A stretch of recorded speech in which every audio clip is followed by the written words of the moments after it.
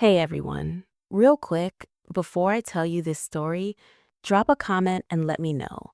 Where are you watching from right now? Your city, your state, even your country? And are you a cat person, a dog person, or team all animals? Because what I'm about to tell you is going to make every pet lover's blood run cold. This is the story of how my husband murdered my best friend, documented his own crime, and thought he'd gotten away with it. It was a Thursday in March, one of those perfect Seattle spring days where the rain finally stops and everything smells like wet earth and cherry blossoms. I'd just gotten home from a 12-hour shift at the emergency vet clinic where I worked as a technician. My feet hurt, my scrubs smelled like dog shampoo and disinfectant, and all I wanted was to collapse on my couch with a glass of wine and my cat, Milo. God, I need you to understand what Milo meant to me. He wasn't just a pet, he was my constant for 12 years. I got him when I was 22, fresh out of my vet tech certification program, living in a studio apartment I could barely afford. He was this tiny, malnourished kitten I'd found behind a dumpster at the clinic. Orange fur, matted and dirty, green eyes too big for his face. I bottle fed him every 2 hours for 3 weeks, taught him to use a litter box, watched him grow from a fragile little thing that fit in my palm to a magnificent 15-pound orange tabby with a personality bigger than most humans I knew. Milo slept curls against my chest every single night. He knew when I was sad, would headbutt my chin and purr until I felt better. When I went through a brutal depression after my dad died, Milo was the only reason I got out of bed some days. He was the one who stayed when everyone else left. When I married Cole 3 years ago, Milo was the only family member at my tiny courthouse wedding. Cole had seemed fine with the cat at first, even pretended to like him during our dating phase, would scratch behind Milo's ears, let him sit on his lap while we watched TV. But after we moved in together, things changed. Cole started complaining. The litter box smelled. The cat hair got everywhere. Milo was too demanding and needy. Why did I spend so much money on premium cat food when it all ends up as crap anyway? Why did the cat get to sleep in our bed when Cole had allergies? Allergies he'd never mentioned before, by the way. We fought about it. More than once, Cole had given me an ultimatum. It's me or the cat, Jordan. You need to choose. I chose Milo every single time. But that Thursday, when I walked through our apartment door calling Milo's name like I always did, he didn't come running. Usually, I'd hear his chirpy meow before I even got my shoes off, feel him winding around my ankles, demanding dinner and attention. That day, there was only silence. Milo? I dropped my bag and walked through the apartment. Milo, baby, where are you? I found him in the bathroom, collapsed beside the toilet. His orange fur was matted with vomit. His whole body was trembling, convulsing. His eyes, those beautiful green eyes that looked at me with pure love for 12 years, were dilated and unfocused. No, no, no, no! I dropped to my knees, gathering him into my arms. He was burning up, his heart racing so fast I could feel it against my palm. Milo, what happened? What's wrong? He tried to meow, but all that came out was a horrible, strangled sound. I grabbed my phone with shaking hands, called the emergency clinic where I worked. It's Jordan. I'm bringing Milo in. Something's really wrong. I don't know, maybe kidney failure. He's seizing. Bring him now, my colleague said. We'll be ready. I wrapped Milo in a towel and ran to my car. The whole drive, 15 minutes that felt like hours, I kept one hand on him, feeling his small body shake, listening to his labored breathing. I talked to him the whole time, my voice breaking. You're going to be okay, baby. We're almost there. Just hold on. Please hold on. I can't lose you. You're all I have. Please, Milo, please. My phone buzzed. A text from Cole. Working late tonight. Don't wait up. He didn't even ask where I was, didn't wonder why I wasn't home. At the clinic, Dr. Priya Kapoor met me at the door. She took one look at Milo and her expression went grim. Examination room 3, now.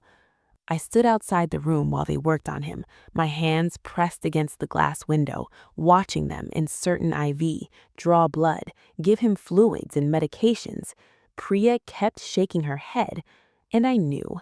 Even before she came out to talk to me, I knew. Jordan, I'm so sorry. We did everything we could.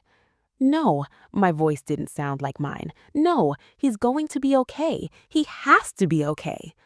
The blood work shows severe kidney and liver failure. His heart is arrhythmic. Jordan, he's in pain. The kindest thing, don't say it. I was crying now, ugly sobbing. Please don't say it. But I knew she was right. I could see him through the window, my beautiful boy, suffering. And if there was one thing I'd learned in 10 years as a vet tech, it's that sometimes love means letting go. I held him while they gave him the injection, felt his racing heart slow, then stop, felt his body go still in my arms, and something inside me shattered into pieces I knew would never fit back together quite right. I need to run a toxicology panel, Priya said quietly after it was over. Jordan, some of these symptoms, they don't look like natural kidney failure. What do you mean? She met my eyes. I think someone poisoned him. I sat in my car in the clinic parking lot for over an hour after Milo died, unable to move, unable to think, unable to do anything but stare at the empty cat carrier in my passenger seat. Poisoned. Someone had poisoned my cat. But who? How? We lived in a secure apartment building. Milo was indoor only. He never went outside. The only people who had access to our apartment were me and Cole. Cole? No, that thought was insane. Cole might not have liked Milo, might have complained about him, but he couldn't. My phone rang. Cole. Hey. His voice was casual, light. Just checking in. You home? I'm at the clinic. My voice sounded dead, hollow. Milo's dead, Cole. He died an hour ago. Silence. Then, what? What happened? I think he was poisoned. Poisoned? How is that even possible? Jordan, I'm so sorry. That's terrible. Are you okay? He sounded genuinely shocked, concerned, like a husband who actually cared. I need to go, I said. I'll be home later. I hung up before he could respond. Dr. Priya had sent Milo's blood work and tissue samples to a specialized veterinary forensic lab in California. She said results would take 3 to 5 days. 3 to 5 days of not knowing what killed my best friend. 3 to 5 days of this horrific limbo. I went home around 11 that night. Cole was waiting for me, which was unusual for him. He met me at the door, tried to hug me. I stood rigid in his arms, unable to feel anything but numbness. I'm so sorry about Milo, he said in my hair. I know how much you loved him. Loved, past tense, like Milo was already fading into history. The vet thinks someone poisoned him, I said, pulling away from Cole's embrace. That's crazy. Who would do that? Maybe it was an accident. Maybe he got into something toxic. You know how cats are, they get into everything. Milo never got into anything. He was 12 years old and well-trained. Still, accidents happen. Don't jump to conclusions, Jordan. It's probably just tragic timing. I looked at my husband, really looked at him. His face was sympathetic, concerned, but something about his eyes was off, a flicker of something I couldn't quite identify. I'm going to bed, I said. I didn't sleep. I lay in our bed, the bed where Milo used to curl up at my feet despite Cole's complaints, and stared at the ceiling. Every time I closed my eyes, I saw Milo convulsing, heard that terrible strangled sound he'd made, felt his small body go still in my arms. Around 3 in the morning, I heard Cole get up, heard him go into the living room, heard the quiet murmur of his voice. He was on the phone with someone at 3 a.m. I got up quietly, pressed my ear to the bedroom door. Yeah, it's done. Happened this afternoon. She's devastated, obviously, but she'll get over it. No, there's no way they can trace it back to me. I was at work all day. I told you it was easy. Just mixed it into his food bowl this morning before I left. Come on, don't be like that. This was necessary. You know how she was with that stupid cat. It was like she loved it more than me. My hand flew to my mouth to keep from making a sound. He'd done it. Cole had actually poisoned Milo. Cole continued, "I'll see you tomorrow. Yeah, I know, I miss you too. This whole thing will be over soon. Once the cat is gone, once I convince Jordan to move across the country for that job in Boston, we can finally be together." Job in Boston? We'd never discussed moving to Boston. And who was he talking to? I heard him hang up, heard his footsteps coming back toward the bedroom. I dove back into bed, forced my breathing to stay even, pretended to be asleep. Cole slipped back under the covers. I felt him settle beside me, and it took every ounce of willpower I had not to scream, not to attack him, not to demand answers. Because I needed proof, real, undeniable proof. The next morning, Cole left for work like nothing had happened, kissed my forehead, told me to take the day off, said he'd be home early to check on me. The second his car pulled out of the parking lot, I grabbed his laptop. Cole wasn't the most tech-savvy person. His password was literally our wedding date. I'd logged into his computer 100 times before to print things or look up recipes when my own laptop was dead. But this time, I wasn't looking for recipes. I opened his messaging apps, his email, his photo library, and what I found made my blood run cold. Messages to someone named Lauren, hundreds of them, going back 8 months. Can't wait to finally be together without having to hide. She's so wrapped up in that cat she barely notices me anymore. I'm tired of sharing my life with a woman who treats an animal better than her own husband. And then, from 2 weeks ago, I've been researching. Antifreeze poisoning looks like natural kidney failure in cats. Symptoms take a few hours to show up. By the time she gets home from work, I'll have been gone for hours. Perfect alibi. Lauren had responded, "Are you sure about this? Isn't there another way?" Cole, "Trust me, it's the only way. Once the cat is gone, I can convince Jordan to move to Boston with me. We'll start fresh, and you can finally quit your job and come with us. New city, new life, just the two of us." Lauren, "What if she finds out?" Cole, "She won't. She's too emotional about that cat to think clearly. She'll believe it was natural causes. And even if she suspects something, there's no proof." But there was proof. Screenshots and screenshots of proof.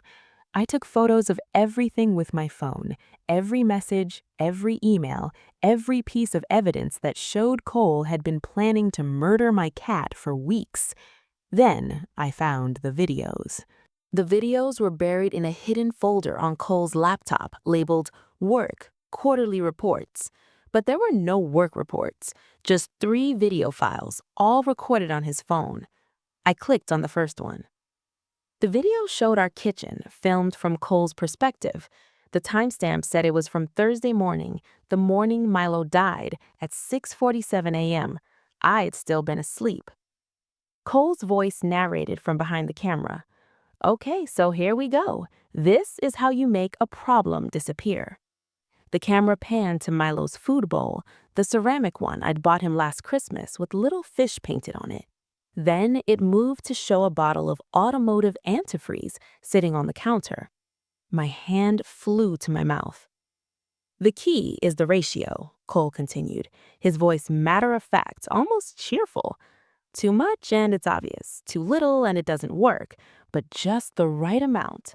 The camera showed him opening the antifreeze bottle, pouring a small amount into a measuring cup. About 2 tablespoons mixed into wet food should do it for a cat this size.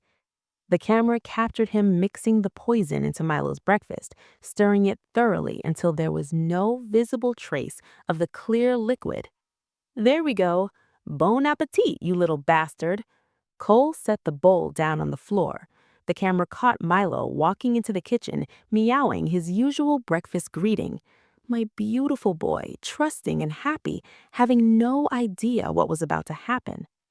That's right, come get your special breakfast, Cole cooed using the same voice he'd used when I was watching, the same false affection. The video ended as Milo started eating. I was shaking so hard I could barely hold the laptop. The second video was timestamped 7:15 a.m., right before Cole left for work. It showed Milo lying on the bathroom floor, already starting to show symptoms, drooling, stumbling when he tried to walk. And there's the start of it, right on schedule. Symptoms usually take 2 to 6 hours to really kick in, but I gave him a strong dose. By the time Jordan gets home from work around 6, this'll all be over. She'll find him dead or dying, rush him to the vet, and they'll tell her it was kidney failure. Happens to old cats all the time. The camera zoomed in on Milo's face, my sweet boy's confused, pained expression, and Cole actually laughed. He laughed. I ran to the bathroom and vomited. When I could stand again, I forced myself to watch the third video. This one was from Thursday evening, recorded at 5:23 p.m., about 20 minutes before I got home. Cole was in our apartment checking on Milo. The camera showed my cat collapsed beside the toilet, exactly where I'd found him. He was convulsing, clearly in agony. Jesus, this is more dramatic than I expected. Poor little guy. Well, not that poor. He had to coming. Any creature that gets more attention than me has to go. He nudged Milo with his shoe. Milo barely responded. Jordan should be home any minute now. Time for me to leave and establish my alibi. By the time she finds him, I'll be at the office with witnesses. Perfect timing. He paused, and the camera moved closer to Milo's face. You know, I'm almost going to miss you. You were the perfect scapegoat for all of Jordan's emotional energy, kept her distracted while I built my real life with Lauren. But now it's time to move on. Goodbye, Milo. Thanks for making my wife love something so much that she didn't notice her husband falling in love with someone else. The video ended. I sat there in stunned silence, my whole body trembling. Cole hadn't just killed my cat. He documented it, recorded his own crime, narrated his confession, and kept the videos. Why? As trophies? As insurance? As proof of his own cleverness? I copied everything. The messages, the videos, the emails, the photos. I uploaded them to 3 different cloud storage accounts. I sent copies to myself at 3 different email addresses. I put the files on 2 USB drives that I hid in places Cole would never think to look. Then I called Beth. Beth Santiago had been my best friend since college. She was a paralegal in a criminal law firm in Seattle, sharp as hell, and one of the few people I trusted completely. Jordan, it's 7 in the morning. What's wrong? Milo's dead, my voice broke, and I have proof that Cole murdered him. Silence. Then, I'm coming over. Don't touch anything else. Don't talk to Cole. Don't do anything until I get there. She arrived 30 minutes later with coffee and her work laptop. I showed her everything, the messages, the videos, the whole horrific digital confession Cole had created. Beth's face went from shocked to disgusted to furious. This sick son of a... She stopped, took a breath. Okay, this is good. Well, not good. This is horrifying, and I want to kill your husband with my bare hands. But from a legal standpoint, this is solid evidence. What of, though? It's just a cat. The police won't care. Actually, animal cruelty is a felony in Washington state as of 2019, especially premeditated poisoning with clear intent and documentation. And this isn't just animal cruelty, Jordan. Look at these messages. Cole poisoned your cat as part of a larger plan to isolate you, manipulate you into moving across the country, and continue his affair. This shows pattern of abuse, emotional manipulation, and criminal intent. So what do I do? First, we get the toxicology report to confirm the antifreeze poisoning. Second, we take this to the police, but not just any police. I know a detective who specializes in domestic abuse cases. He'll understand that this is bigger than just a dead cat. Third, we get you a divorce attorney. And fourth, she looked at me with fierce determination, we make sure Cole Mitchell pays for every single thing he's done. 3 days later, Dr. Priya called me at work. I was in the middle of restraining a German shepherd for a blood draw, but the moment I saw her name on my phone, I handed off to another tech and stepped outside. Jordan, I have Milo's toxicology results. I closed my eyes. Tell me. Ethylene glycol poisoning, antifreeze. The levels in his blood were extremely high. This was an accidental exposure.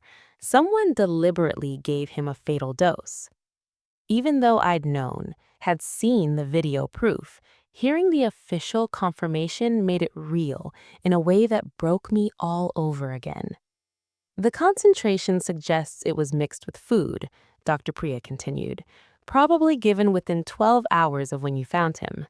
Jordan, I'm so sorry, but I'm filing a report with animal control and the police. This is a crime scene now. I know who did it, I said quietly. I have proof. Then you need to go to the police immediately. I'll send you a copy of the full toxicology report and my veterinary statement. Use it. I met Beth and Detective Frank Chen at a coffee shop that evening. Chen was in his early 50s, weathered and serious, with the kind of eyes that suggested he'd seen too much darkness in his career. Beth made the introductions. Detective Chen handles domestic violence cases, including cases where abusers hurt victims through their pets. It's more common than people think, Chen said, pulling out a notepad. In about 70% of domestic violence situations, abusers will threaten, harm, or kill pets to control their victims. Tell me what happened. I showed him everything. The videos, the messages, the toxicology report. I watched his expression shift from professional interest to genuine anger. When the third video played, the one where Cole stood over Milo's convulsing body and mocked him, Chen's jaw clenched so tight I could see the muscle jumping. This is one of the most clear-cut cases I've ever seen, he said when I finished. Your husband documented his own crime in detail. But I need to ask you something important, Jordan. Are you safe? Is he escalating? Because men who kill pets to control their partners often move on to harming the partner directly. I hadn't thought about that. He's never hit me. Physical violence isn't the only kind that matters. Look at what he did here. He killed something you loved to emotionally devastate you, to make you more vulnerable and easier to manipulate. He's planning to isolate you from your support system by moving you across the country. These are classic abuse tactics. I didn't even realize. My voice trailed off. Because he was right. Cole had been controlling and manipulative for months, years maybe, and I'd been too close to see it. I'm going to bring him in for questioning. We'll bring in a search warrant for his laptop and phone. With this video evidence and the toxicology report, we have enough for an arrest warrant. But Jordan, he's going to know you turned him in. You can't stay in that apartment. She can stay with me, Beth said immediately. I have a 2-bedroom. You're moving in today. That night, while Cole was working late, or more likely with his mistress, Beth and I went to the apartment and packed my essentials. Clothes, toiletries, my laptop, important documents, and photos of Milo. Everything that mattered. I left Cole a note on the kitchen table. I know what you did. The police know too. I'm filing for divorce. Don't contact me. Simple, direct, true. We were loading the last box into Beth's car when my phone rang. Cole. Don't answer, Beth warned.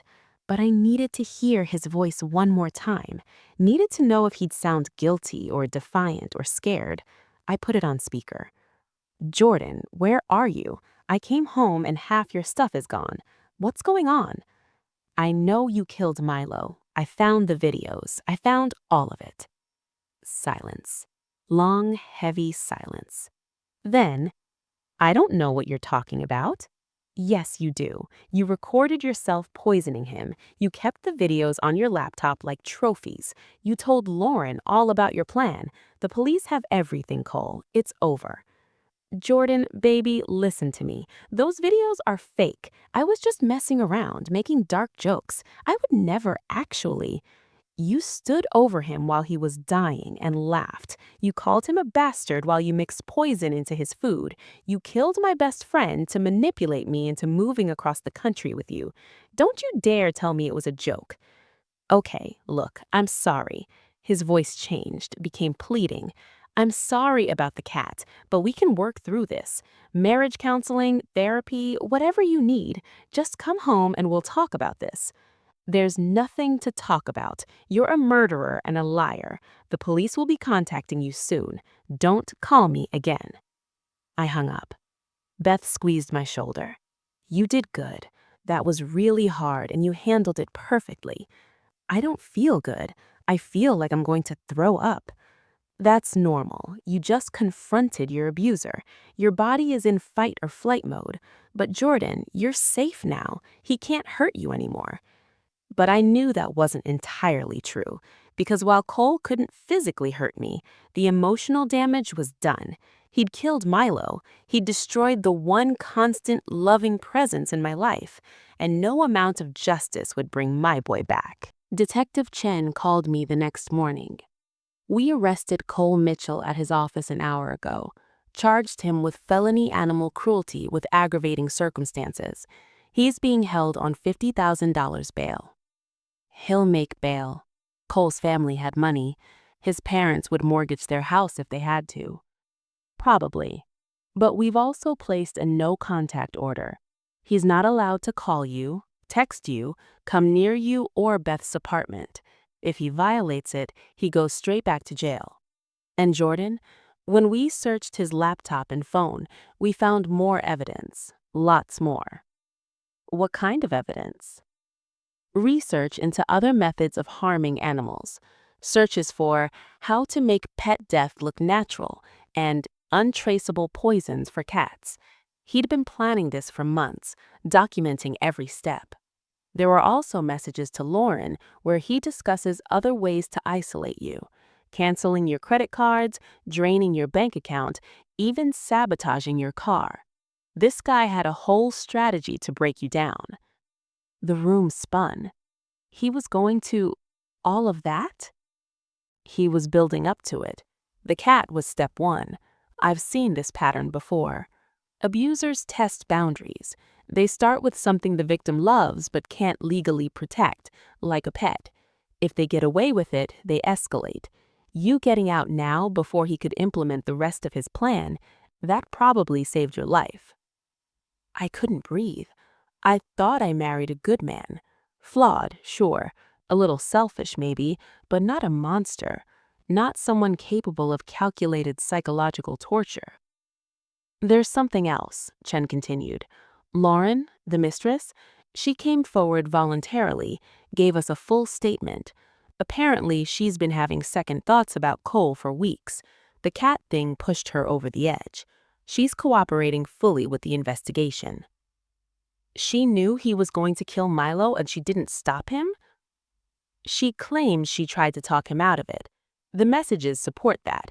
There are several where she questions whether it's necessary, suggests other options. But you're right that she didn't report it. The prosecutor is considering whether to charge her as an accessory. Cole made bail that evening. His parents posted it, and he was released with strict conditions: no contact with me, no leaving the state, and mandatory check-ins with pretrial services. The news coverage started almost immediately. Someone at the police department leaked the story. Local man arrested for poisoning wife's cat. Videos show him documenting crime. It went viral within hours. The local news picked it up first, then regional outlets. Then somehow it hit Reddit and Twitter. By the next morning, Cole's face was all over social media, attached to headlines like "Monster Husband Poisons Cat, Records Himself Laughing," and "Seattle Man Films His Own Crime, Gets Arrested." People were furious. Animal lovers flooded the prosecutor's office with calls demanding maximum charges. The hashtag Justice for Milo started trending. Someone created a petition calling for the judge to throw the book at Cole. It got 200,000 signatures in 3 days. Cole's employer, the pharmaceutical company he'd worked for 8 years, fired him, released a statement about not tolerating employees who commit animal cruelty. Lauren was quietly transferred to a different department. His friends abandoned him. His own parents released a statement saying they were shocked and disappointed by his actions. But the worst part, for Cole anyway, came when the videos leaked. I don't know who did it, probably someone at the police department who was as disgusted as I was. But suddenly, those 3 videos were everywhere. On YouTube, Twitter, Facebook, Reddit.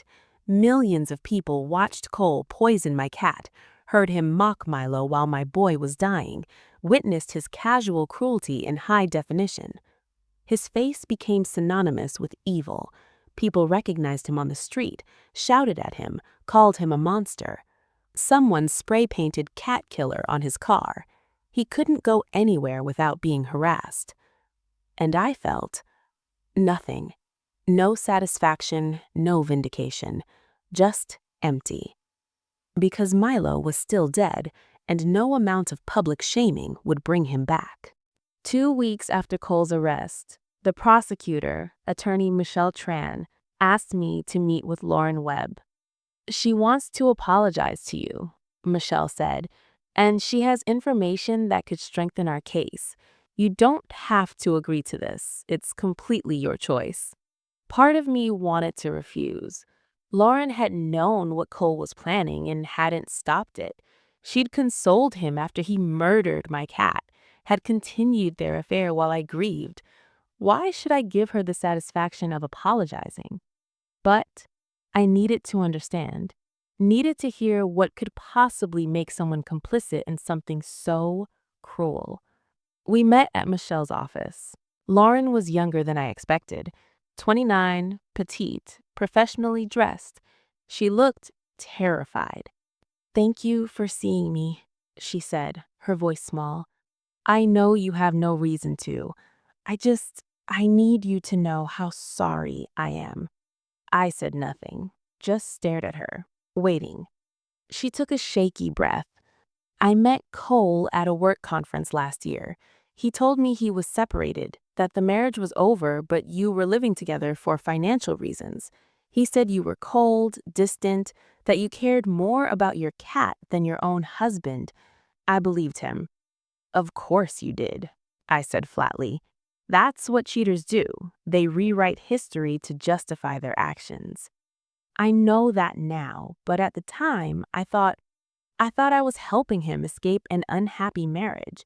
When he started talking about you and Milo, he made it sound like the cat was the problem. Like once the cat was gone, you'd magically become the wife he wanted, or you'd agree to divorce. He framed it like he was doing everyone a favor. He murdered my best friend. I know. Tears were streaming down her face now. When he first mentioned the antifreeze plan, I told him he was crazy. I said there had to be another way. But he was so calm about it, so logical. He made it sound like it wasn't really murder because it's just an animal. He said older cats die all the time and no one questions it. "But you knew it was wrong." "Yes, and I told him so multiple times, but I didn't think he'd actually do it. I thought he was just venting, saying awful things he didn't mean. And then," she covered her face with her hands. "And then I received a message that Thursday afternoon, said problem solved with a picture of Milo's empty food bowl. And I knew. I knew what he'd done, and I didn't report it." "Why not?" "Because I was a coward, because I was afraid of losing my job, afraid of being implicated, afraid of the consequences. I told myself it was too late to help the cat anyway, so what was the point? But that night, I couldn't sleep. I kept seeing that message, that empty bowl, and I started really looking at the other things Cole had said, the other plans he'd mentioned, and I realized he wasn't just a guy in an unhappy marriage. He was he was something darker. Michelle leaned forward. Tell her about the list. Lauren pulled out her phone, showed me a screenshot. This is from 3 weeks ago. Cole sent me a detailed plan of how he was going to rebuild his life after you moved to Boston. It included draining your joint bank account, canceling your credit cards, reporting your car as stolen, and she hesitated. And what? And taking out a life insurance policy on you. He said the premiums would be low because you're young and healthy, and then accidents happen. The air left my lungs. He was going to kill you, Michelle said quietly. Maybe not immediately, maybe not even consciously at first, but he was building up to it. The cat was a test. Could he kill something you loved and get away with it? When that worked, the next step would be escalating to financial abuse. And eventually, I'd be dead and he'd collect the insurance money and live happily ever after with you. I looked at Lauren. Did you know about that part? Not until after he was arrested. He'd mentioned life insurance in passing, but I thought he meant for himself, for protection. When I saw the police report and put all the pieces together, I realized what I'd been part of. I'm not asking for forgiveness, Jordan. I just need you to know that I'm testifying against him. I'm giving the prosecution everything, every message, every conversation, every plan he shared with me. I want him in prison for as long as possible. Why? Guilty conscience? Yes, and because she met my eyes. Because I have a cat too. Two of them, actually. And when I went home after Milo died and looked at my cat sleeping on my couch, I thought about someone doing to them what Cole did to Milo. I thought about how I'd feel, how destroyed I'd be. And I realized I'd helped someone do exactly that to you. I enabled a monster because I was too selfish and deluded to see him for what he was. I stood up. Your testimony will help put him away. That's something. It doesn't make what you did okay, but it's something. I know. Thank you for seeing me. And Jordan, for what it's worth, Cole was wrong. About you, about Milo, about everything. The way you loved that cat, that wasn't a weakness. That was the best part of you. Don't let him take that away. After she left, Michelle turned to me. Her testimony, combined with your evidence, gives us a rock-solid case. Cole's lawyer is already trying to negotiate a plea deal. What kind of deal? Nothing we'd accept. He wants probation and community service. We're pushing for 2 years in state prison and a lifetime ban on owning animals. Only 2 years for murdering my cat and planning to kill me? Washington's animal cruelty laws have maximum sentencing caps, but 2 years in state prison for someone like Cole, it'll destroy his life. Criminal record, unemployable in his field, social pariah. And if we can prove he was planning to harm you, we might be able to add additional charges.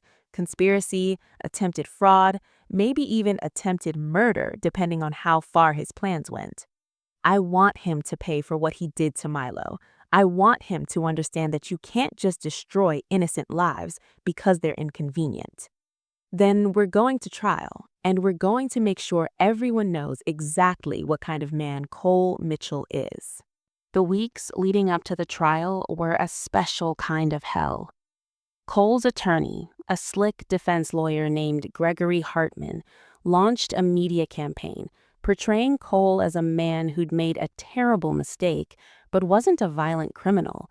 He gave interviews calling the charges excessive and claiming I was weaponizing the legal system to punish Cole for our failed marriage. This is a case about a troubled marriage and a pet that died tragically, Hartman said on a local news program. Mr. Mitchell loved his wife. He made poor choices, yes, but the prosecution is trying to paint him as some kind of serial killer when really he's just a man who cracked under the pressure of a failing relationship. I threw a coffee mug at the TV when I heard that. The public wasn't buying it, though. Every time Hartman tried to humanize Cole, someone would post those videos again. Watching Cole poison Milo, hearing him mock my dying cat, no amount of spin could overcome that visual evidence. Then Cole did something that made everything worse. He tried to contact me. First, it was emails from new accounts the no contact order didn't specifically list. Subject lines like, "Please let me explain," and "I'm so sorry, can we talk?" I forwarded them all to Detective Chen without reading them. Then it was messages through mutual friends. "Cole wants you to know he's getting help, and he's in therapy, he's changing, he wants to make amends."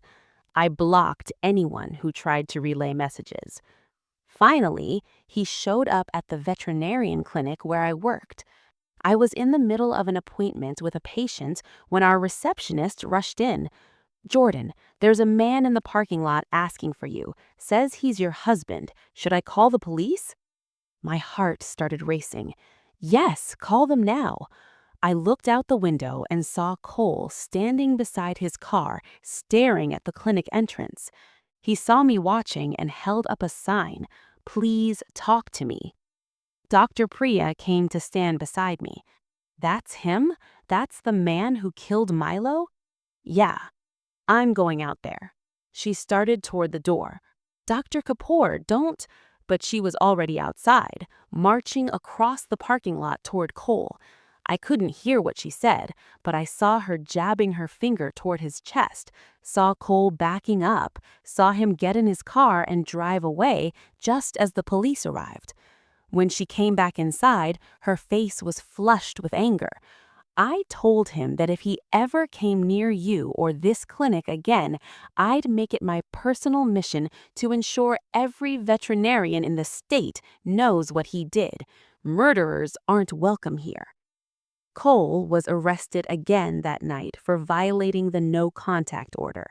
This time, bail was revoked. He'd stay in jail until the trial. I should have felt relieved. Instead, I felt exhausted. Every day was a battle, dealing with lawyers, giving depositions, reliving the worst moment of my life over and over again for prosecutors and investigators. And through it all, I missed Milo with a physical ache that never went away. I'd catch myself calling his name when I got home from work. I'd wake up in the middle of the night reaching for him, expecting to feel his warm body curled against me. I'd buy his favorite treats at the grocery store before remembering he wasn't there to eat them. Beth found me crying in the bathroom one night, holding Milo's collar. "I can't do this," I sobbed. "I can't keep going to court, can't keep seeing Cole's face, can't keep reliving this. I just want my cat back. I just want things to go back to the way they were." "I know," she said. She sat beside me on the bathroom floor, held me while I cried. "I know it hurts, but Jordan, you're doing the right thing. You're fighting for Milo. You're making sure Cole can't do this to anyone else. That matters." "Does it? Will it bring Milo back?" "No, nothing will bring him back. But putting Cole in prison means he can't hurt another animal, can't manipulate another partner, can't destroy another innocent life. Milo's death will mean something because you're brave enough to fight." The trial was set for late June, 3 months after Milo died. Michelle prepared me for what to expect: aggressive cross-examination, character attacks, attempts to paint me as an overly emotional pet owner who couldn't handle the normal end of a cat's life. "They're going to try to make this about you instead of what Cole did," she warned. "They'll say you were neglectful, that Milo was already sick, that Cole's videos were just dark humor. You need to be ready for that." "I'm ready," I said. "I've been ready since the moment I found those videos." But I wasn't really, because what I didn't know was that Cole had one more card to play, one more way to try to manipulate me, one more attempt to escape the consequences of what he'd done. And it would almost work. The trial started on a humid Tuesday in late June. The courthouse was packed. Media, animal rights activists, people who'd followed the case online and wanted to see justice served in person. I sat in the front row with Beth on one side and my mother on the other. Mom had flown in from Portland when she heard about the trial, horrified by what Cole had done. I never liked that man, she kept saying. Never trusted him. Cole entered the courtroom in a suit, clean-shaven, looking nothing like the monster in those videos. His lawyer had coached him well. He looked remorseful, humble, like a man who'd made a terrible mistake and wanted to make amends. I hated him. Michelle's opening statement was powerful. This case is about premeditated murder. The defendant, Cole Mitchell, spent weeks planning to kill his wife's beloved cat. He researched methods, purchased poison, and documented his crime in disturbing detail. Then he stood over his victim as it died in agony and laughed. This wasn't a momentary lapse in judgment. This was calculated cruelty. Hartman's opening was predictable. This case is about a marriage that fell apart and a pet that died in the crossfire. Yes, Mr. Mitchell made terrible choices. Yes, he said awful things, but he's not a violent criminal. He's a man who cracked under pressure and made decisions he deeply regrets. The prosecution wants you to see him as a monster, but he's just a human being who failed at the most important relationship in his life. The first witness was Dr. Priya. She walked the jury through the medical evidence, Milo's symptoms, the toxicology report, the confirmation of antifreeze poisoning. She explained how ethylene glycol works, how it's absorbed into the bloodstream, how it causes crystals to form in the kidneys, leading to rapid organ failure. In your professional opinion, asked Michelle, was this a natural death? Absolutely not. The levels of ethylene glycol in Milo's system were consistent with deliberate poisoning. This was not accidental exposure. Could these symptoms be mistaken for natural kidney failure? By a layperson? Possibly. That's what makes antifreeze such an insidious poison. The initial symptoms can mimic common age-related conditions, but the toxicology doesn't lie. This cat was murdered. On cross-examination, Hartman tried to suggest that I might have accidentally given Milo something toxic. Isn't it true that cats can get into all sorts of household chemicals, that they're curious creatures who explore? Milo was an indoor cat who lived in that apartment for 3 years, Dr. Priya responded coolly. Ms. Mitchell is a trained veterinary technician. She knows what's toxic to cats and keeps her home safe accordingly. And the amounts of ethylene glycol in Milo's system wasn't consistent with a cat licking a spill. It was consistent with ingesting a measured, deliberate dose mixed with food. The second day of trial, they played the videos. The courtroom went silent as Cole's voice narrated his own crime. I watched the jurors' faces, saw horror, disgust, disbelief. One woman covered her mouth. A man shook his head slowly. When the third video ended, the one where Cole stood over Milo's convulsing body, several jurors were openly crying. "I'm almost going to miss you," Cole's voice echoed through the courtroom. "Thanks for making my wife love something so much that she didn't notice her husband falling in love with someone else." I looked at Cole. He was staring at the table, his face red, jaw clenched. For the first time since this started, he looked ashamed. Too little, too late. Michelle called Lauren Webb to the stand. She testified about the affair, about Cole's plans to manipulate me, about the messages discussing how to isolate me and control me. "He told you the cat was a problem that needed to be solved?" asked Michelle.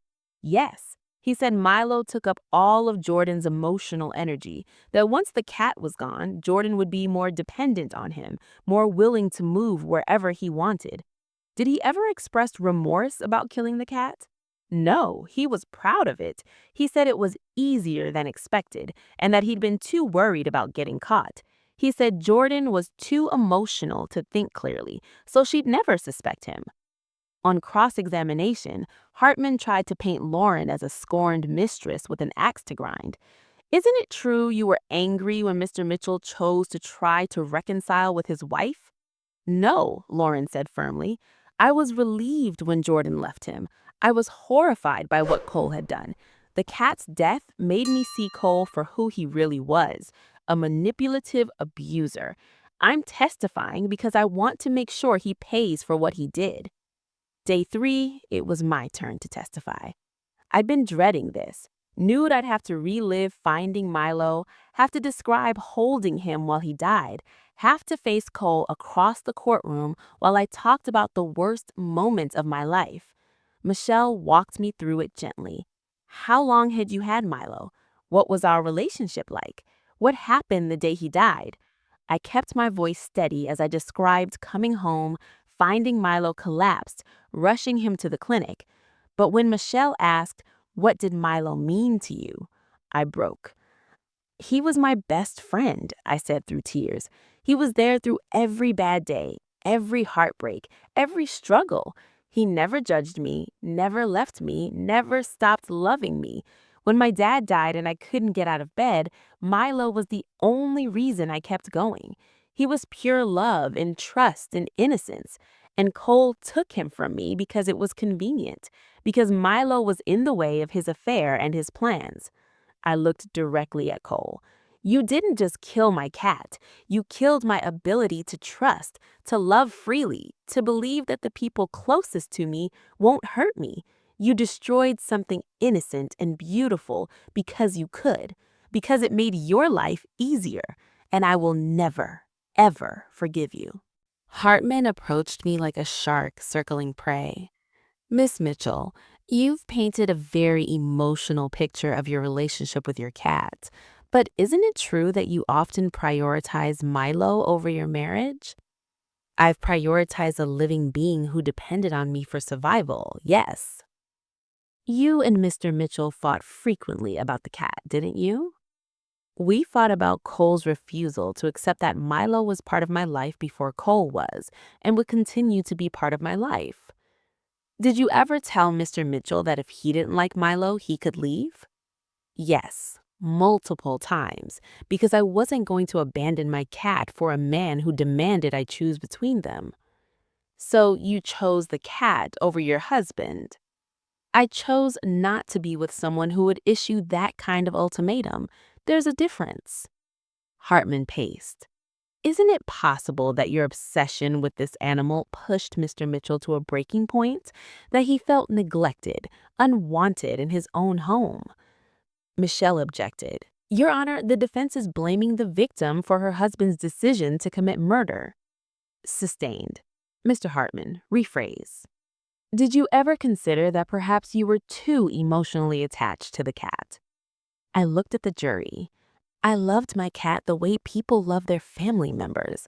He wasn't just a pet to me, he was my companion, my comfort, my responsibility. If loving him deeply makes me too emotional, then yes, I guess I'm guilty of that. But that doesn't justify what Cole did. Nothing justifies murdering an innocent animal because you're jealous of the love he receives. Hartman changed tactics. You work as a veterinary technician, correct? Yes.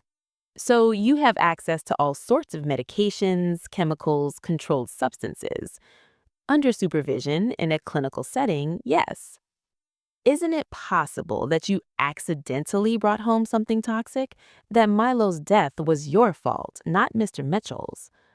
I felt anger surge through me. No, that's not possible. And you know it's not possible because you've seen the videos of your client poisoning my cat and documenting every step. Those videos could have been edited, staged. They weren't. The metadata has been verified by digital forensics experts. The timestamps are accurate. Your client filmed himself committing murder and you know it. Objection, Hartman said weakly. Argumentative. I'll allow it, Judge Pierce said, looking at Hartman with barely concealed disgust. Continue, Miss Mitchell. Cole poisoned my cat deliberately, premeditatedly, and cruelly. He documented it because he was proud of it. He stood over Milo while he was dying and mocked him. There's no alternative explanation, no way to spin this into an accident or a misunderstanding. Your client is a murderer, and everyone in this courtroom knows it. Hartman had no response to that. He sat down. The prosecution rested their case. The defense called only 2 witnesses: Cole's mother, who testified that he'd always been a good boy and was going through a difficult time in his marriage, and a psychiatrist who'd evaluated Cole and diagnosed him with adjustment disorder with depressed mood. In your professional opinion, Hartman asked the psychiatrist, was Mr. Mitchell in a diminished mental state when he poisoned the cat? He was under significant stress. The marriage was failing, he was involved in an affair, he felt trapped and unable to see a clear way forward. People in that state sometimes make choices they wouldn't ordinarily make. On cross-examination, Michelle destroyed that argument. Doctor, you diagnosed adjustment disorder. Is that a condition that prevents someone from understanding the difference between right and wrong? No. Does it prevent someone from forming intent? No. Does it prevent someone from planning actions in advance? No. So when Mr. Mitchell researched antifreeze poisoning, when he purchased the poison, when he mixed it into the cat's food, when he filmed himself doing it, and when he told his mistress about the plan, he knew exactly what he was doing, correct? Yes, but… Thank you, doctor. No further questions. The defense rested their case. Closing arguments were scheduled for the next day. That night, Beth and I went back to her apartment and collapsed on the couch. You were incredible today. The way you stood up to Hartman, the way you refused to let him twist things. Milo would be proud.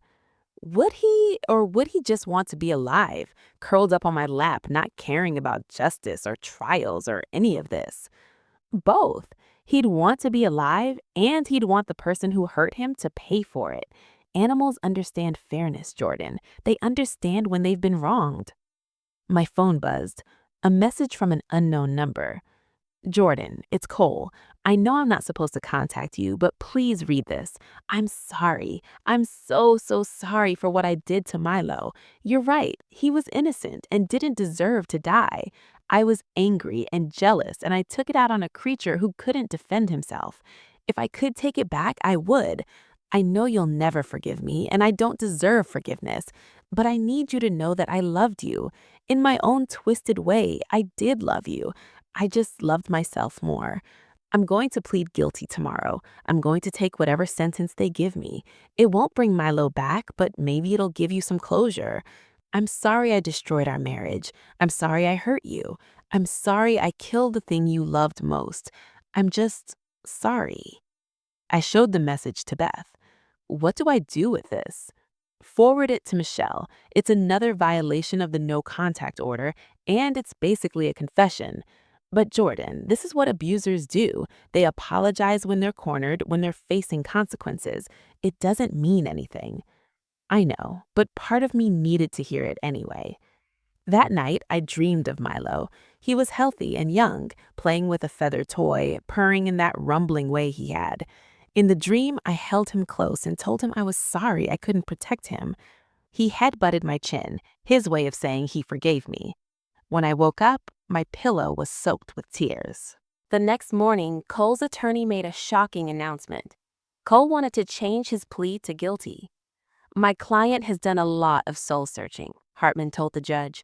He recognizes the pain he's caused and wants to take responsibility for his actions. We're prepared to enter a guilty plea in exchange for the prosecution's sentencing recommendation. Michelle conferred with me before responding. It's your call, she said. We can accept the guilty plea, which guarantees a conviction, or we can continue to trial and risk the jury. Though, honestly, after the evidence they've seen, I can't imagine them acquitting him. What would the sentence be? With a guilty plea in cooperation, probably 18 months to 2 years. He'd be out in a year with good behavior. If we go to trial and the jury convicts, I can push for the maximum, 5 years. I want the trial, I said. I want a jury to decide. I want 12 people to look at what he did and say it was wrong." Michelle smiled. "Then we go to trial." Hartman looked panicked when we rejected the plea deal. "Your Honor, my client is trying to do the right thing here. He's taking responsibility." "Your client," Judge Pierce interrupted, "filmed himself poisoning an animal and mocked it while it died. He then attempted to manipulate his wife into moving across the country as part of a plan that included financial abuse and possible violence. I'm not inclined to reward that behavior with a lenient plea deal. We'll proceed to verdict." The jury deliberated for 3 hours. It felt like 3 years. I sat in the hallway outside the courtroom, my leg bouncing with nervous energy. Beth held my hand. My mother paced. Dr. Priya had come to wait with us, along with several of my coworkers from the clinic. When the bailiff finally called us back in, my heart was pounding so hard I thought I might be sick. "All rise." We stood as the jury filed in. I tried to read their faces but couldn't. "Madam Foreperson, has the jury reached a verdict?" "We have, Your Honor. On the charge of felony animal cruelty with aggravating circumstances in the first degree, how do you find?" "We find the defendant, Cole Mitchell, guilty." The courtroom erupted. People cheered, cried, hugged each other. I felt Beth squeeze my hand so hard it hurt. "Order." Judge Pierce banged his gavel. "I'll have order in this courtroom." But I barely heard him. All I could hear was that one word: guilty. Cole sat motionless at the defense table, his face blank. His mother was sobbing in the gallery. "Sentencing is set for 3 weeks from today. Mr. Mitchell, you'll remain in custody until that time. This court is adjourned." As they led Cole away in handcuffs, he looked at me. Our eyes met for just a second, and I saw something there. Regret, maybe, or just self-pity. I couldn't tell, and I didn't care. Milo was dead.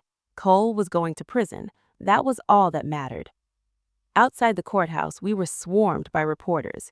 Michelle handled most of the questions, but one reporter pushed through to ask me directly, "Miss Mitchell, how do you feel about the verdict?" I looked into the camera. "I feel like justice was served. My cat was murdered by someone who was supposed to love and protect our family. Today, a jury said that's not okay, that animals matter, that their lives have value, that you can't hurt innocent creatures just because they're inconvenient. Milo can't come back, but maybe this verdict will make people think twice before harming animals. Maybe it'll save other cats, other dogs, other pets from monsters like my ex-husband." Do you have a message for Cole Mitchell? I hope prison gives you time to think about what you did. I hope you lie awake at night seeing Milo's face, hearing his pain, feeling the weight of what you destroyed. I hope you never know peace again, because Milo didn't get peace. He got terror and agony and betrayal. You made sure of that. That night, Beth and I went to a nice restaurant to celebrate, but I couldn't eat, couldn't feel celebratory. I just felt tired. "It's okay not to feel victorious," Beth said gently. "This was never about winning. It was about truth, and today the truth won." I wish the truth could bring him back. I know, me too. 3 weeks later, we were back in court for sentencing. Michelle had filed a victim impact statement from me, along with letters from Dr. Priya, my coworkers, and dozens of animal advocates who'd followed the case. Judge Pierce read through them before looking at Cole. "Mr. Mitchell, do you have anything to say before I impose sentence?" Cole stood, looking pale and thin after weeks in jail. "I'm sorry, to Jordan, to Milo's memory, to everyone I hurt. There's no excuse for what I did. I was selfish and cruel, and I deserve punishment. I just hope that someday, somehow, I can become a better person than I was." It sounded rehearsed, probably was. Judge Pierce wasn't moved. "Mr. Mitchell, in 20 years on the bench, I've seen a lot of disturbing cases, but I've rarely seen premeditation and cruelty documented so thoroughly and displayed so proudly as in this case. You didn't just kill an animal, you tortured it, mocked it, and used its death as a tool to manipulate your wife. This wasn't a crime of passion, it was calculated psychological abuse." He paused, looking at the sentencing guidelines. "The prosecution has requested the maximum sentence of 5 years in state prison. I'm granting that request." You'll serve 5 years with parole eligibility after 3. Additionally, upon release, you'll be prohibited from owning, possessing, or residing with any animals for the rest of your life. You'll be registered as an animal abuser, which will be publicly accessible. And you'll pay restitution to Miss Mitchell for veterinary expenses, emotional damages, and legal fees in the amount of $50,000. Cole's face went white. His lawyer jumped up to object, but the judge cut him off. Sentence is imposed. Defendant is remanded to the Department of Corrections. We're adjourned.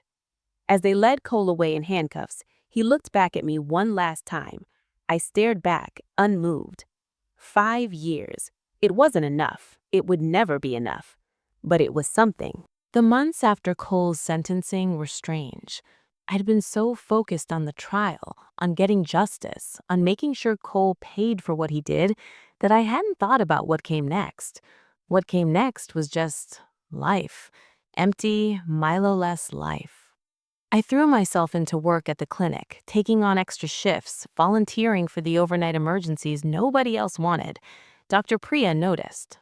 "Jordan, you need to go home sometimes. You practically live here now." "I'm fine. I like being busy." "Busy isn't the same as healing. When's the last time you took a day off?" I couldn't remember. She sat me down in her office. "Listen, I get it. Work is a distraction. Work means you don't have to think about everything you lost.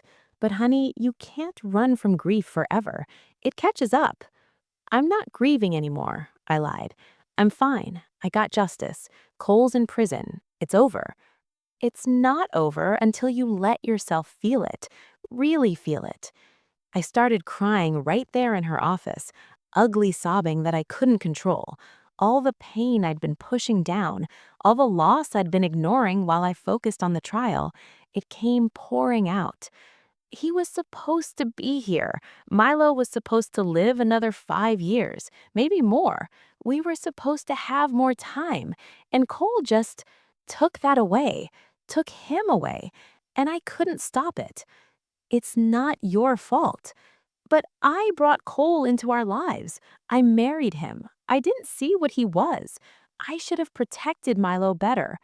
"Jordan, no. You can't blame yourself for someone else's evil. Cole made his choices. You made yours. You loved your cat. You trusted your husband. You did everything right. He's the one who betrayed that trust." Beth said the same thing when I finally broke down with her. "You loved Milo the best way you knew how. You gave him a beautiful life. That's what matters." "But he died scared and in pain. His last moments were suffering." "His last moments were in your arms, Jordan. You were there. You held him. You comforted him. You made sure he wasn't alone. That matters too." 6 months after the trial, I did something I'd been avoiding. I volunteered at the local animal shelter. The first time I walked into the cat room and heard the chorus of meows, I almost turned around and left. It hurt too much, seeing all those orange tabbies that looked like Milo, all those green eyes staring at me through cage bars. But then a scrawny gray kitten reached a paw through the bars of his cage and batted at my hand. He couldn't have been more than 3 months old, all ears and attitude. "That's Smokey," the shelter volunteer said. "He was found abandoned in a box by the highway. He's a feisty little guy, but so sweet once he trusts you." I opened the cage, and the kitten immediately climbed onto my shoulder, purring like a motorboat. "He likes you," the volunteer smiled. "We've been trying to socialize him for weeks, and he's been hissy with everyone. You're the first person he's bonded with." I felt something crack open in my chest, something that had been frozen since Milo died. "Can I adopt him?" "Really? You're sure?" I looked at the kitten, now kneading my shoulder with his tiny paws, his yellow eyes half closed in contentment. He wasn't Milo. He'd never be Milo, but maybe that was okay. Maybe Milo would want me to love another cat, to give another abandoned kitten the kind of life I'd given him. I'm sure. I named him Shadow because he followed me everywhere, because he was dark where Milo had been bright, because he represented the shadow I'd walked through to get here. Bringing Shadow home was harder than I expected. I set up his litter box in the same spot Milo's had been. put his food bowl in the same place, and then I sat on the couch and cried because Shadow wasn't Milo, would never be Milo, and I missed my orange boy so much it physically hurt. But Shadow, bless him, climbed into my lap and headbutted my chin just like Milo used to. And I realized something. Loving Shadow didn't mean forgetting Milo. I could hold space for both, the grief for what I'd lost and the hope for what I'd found. The divorce to Cole was finalized while he was in prison. I got everything: the apartment, the car, my personal belongings. He got debt and a criminal record. His parents tried to contact me once, wanting me to find it in my heart to forgive him. I sent one email back. Your son murdered my best friend and documented it for entertainment. There's nothing to forgive. Please don't contact me again. They didn't. A year after Milo's death, I started a nonprofit called Milo's Voice. It provided legal support and resources for people whose pets had been harmed by abusive partners. I'd learned through the trial that what happened to me wasn't unique, that abusers frequently hurt or kill pets as a way of controlling their victims. We offered free legal consultations, helped connect victims with prosecutors who understood animal cruelty cases, and advocated for stronger animal protection laws. I partnered with Dr. Priya's clinic to provide free forensic veterinary services for suspected abuse cases. The first case we helped with was a woman whose boyfriend had kicked her dog so hard he'd broken 3 of the dog's ribs. The boyfriend claimed it was an accident, but Milo's Voice helped her document the abuse, connected her with a lawyer, and ultimately helped put him in jail for 18 months. You saved my dog, she told me, crying. If I hadn't found your organization, I wouldn't have known my options. I would have stayed with him and probably ended up dead myself. That's when I realized Milo's death hadn't been meaningless. It had been horrible and unfair and devastating, but I could turn that pain into purpose. I could use his story to help others. Beth was my co-founder and handled all the legal logistics. Dr. Priya served on our board. Even Detective Chen got involved, training our volunteers on how to document evidence of animal abuse. We helped dozens of cases in that first year, and every time we won a conviction, every time we helped a victim escape an abuser, I felt like I was honoring Milo's memory. I also started speaking publicly about what happened at domestic violence conferences, at veterinary conventions, at community events. I'd tell Milo's story, show the photos of my beautiful orange boy, and explain how his murder was part of a larger pattern of abuse. People would come up to me afterwards, crying, telling me their own stories of pets harmed by partners, stories they'd never told anyone because they thought it was just an animal. But I understood, and I told them, it's never just an animal. Pets are family, and people who hurt them deserve to be held accountable. 2 years after Cole went to prison, he was up for parole. I wrote a letter to the parole board opposing his release. Cole Mitchell is a calculated abuser who documented his own crime because he was proud of it. He showed no genuine remorse until he was caught. He tried to manipulate the legal system with false apologies. He violated court orders multiple times. He has not served enough time for the heinous act he committed. I urge you to deny parole and make him serve his full sentence. The parole board agreed. Cole would stay in prison for the full 5 years. I didn't celebrate when I got the news. I just felt tired, but also relieved. 5 more years before I had to worry about running into him, before he could try to contact me, before he was free in the world again. 5 more years where he couldn't hurt anyone else. 3 years after Milo died, I was invited to speak at a national conference on domestic violence and animal abuse. The keynote speech in front of over 1,000 people. I stood backstage, clutching my notes, Shadow's collar in my pocket for luck. I'd brought Milo's collar too, always carried it with me, a reminder of what I was fighting for. Dr. Priya found me backstage. You're going to be amazing. You've told this story 100 times. Not to 1,000 people, not on a stage this big.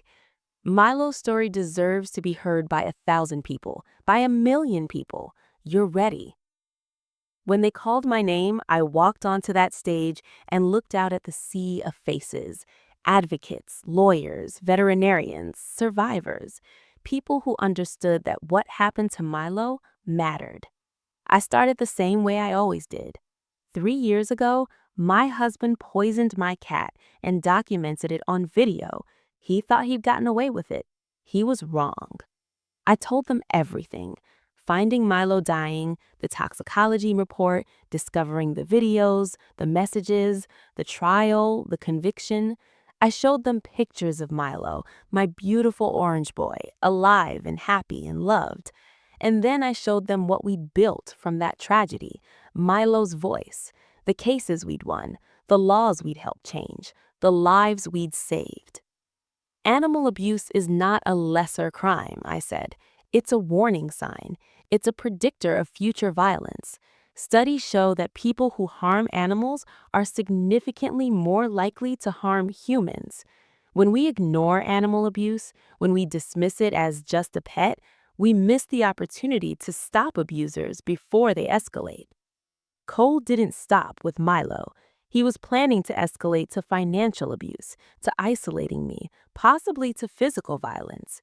Milo's death was step one in a larger pattern. But because I had evidence, because I fought back, because the legal system took animal cruelty seriously, we stopped him. I pulled out Milo's collar, held it up for the audience to see. This belonged to a 12-year-old cat who trusted the wrong person, who died because someone viewed his life as disposable. But his death sparked a movement. It helped pass stronger animal protection laws in Washington state. It educated prosecutors on how to handle animal cruelty cases. It showed survivors that they're not alone, that their grief is valid, that justice is possible. Milo's voice was silenced, but through this organization, through everyone in this room, his voice lives on. Every time we help a victim document abuse, every time we connect them with resources, every time we hold an abuser accountable, that's Milo's legacy. The standing ovation lasted 3 minutes. People were crying. I was crying. Afterward, dozens of people came up to share their stories. A woman whose ex had drowned her cat, a man whose partner had poisoned his dog, a teenager whose stepfather had killed her rabbit, all of them carrying the same guilt, the same grief, the same question: could I have prevented this? I told each one the same thing. It's not your fault. Abusers make choices. You loved your pet. You did everything right. And now you can honor them by speaking up, by helping others, by making sure their deaths meant something. That night, back in my hotel room, I FaceTimed Beth. Shadow was visible on her lap. I'd left him with her while I traveled. "You were incredible today," she said. "I watched the live stream. I'm so proud of you. I couldn't have done any of this without you. You've been my rock through all of it." We were Milo's rocks. We made sure he didn't die for nothing. After we hung up, I sat alone in the quiet hotel room and opened the photos on my phone. Scrolled through pictures of Milo. Milo as a kitten. Milo sprawled on the couch. Milo sleeping on my chest. Milo looking at me with those trusting green eyes. "I miss you," I whispered to the photo. "Every single day I miss you. But I'm keeping my promise. I'm making sure people know what happened. I'm making sure other cats, other pets, other innocent creatures are protected. Your life mattered, sweet boy, and I'll spend the rest of mine making sure everyone knows it." My phone buzzed. An email from the Washington state legislature. The new animal protection bill we'd been lobbying for had passed. It increased penalties for animal cruelty, mandated cross-reporting between animal control and domestic violence agencies, and created a registry for convicted animal abusers. The bill was nicknamed Milo's Law. I pressed the phone to my chest and let myself cry, not from grief this time, but from something that felt almost like peace. Milo was gone, Cole was in prison, and the world was a little bit safer for animals because of the fight we'd fought. 3 years ago, I'd been a grieving pet owner with no idea how to get justice. Now I was an advocate, a voice for the voiceless, a fighter who refused to let cruelty go unpunished. Cole tried to break me by killing what I loved most. Instead, he'd created someone stronger than he could have imagined, someone who turned her pain into purpose and her loss into legacy. And that was the best revenge of all. So that's my story. From finding my cat dying on the bathroom floor to discovering my husband's digital confession to building a nonprofit that's helped hundreds of abuse survivors and their pets. It's been the hardest 3 years of my life, but also the most meaningful. I want to hear from you. Have you ever been in a situation where someone hurt your pet? Have you witnessed animal abuse? Drop your story in the comments. Let's build a community where these stories are heard and believed. And if this story moved you, here's what I need you to do. First, hit that like button. Seriously, these stories need to be heard, and the algorithm only pushes videos that get engagement.